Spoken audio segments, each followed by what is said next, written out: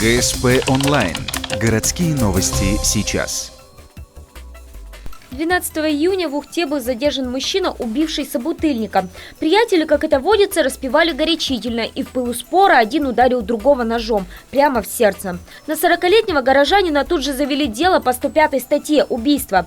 Только в этом случае статью пришлось менять на первую часть 108 «Превышение пределов необходимой обороны». Оказалось, что обвиняемый вполне сам мог стать пострадавшим. У него есть лесоповреждение, перелом руки, вернее перелом кисти, что является средним вредом средней степени тяжести.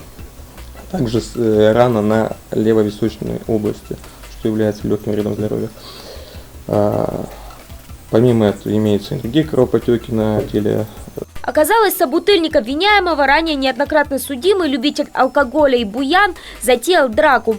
Силы были на его стороне, он был значительно крупнее товарища. Чтобы утихомирить пьяного, подсудимый схватил нож, который угодил в самое сердце. Теперь за такую самооборону ему грозит до 2 лет лишения свободы.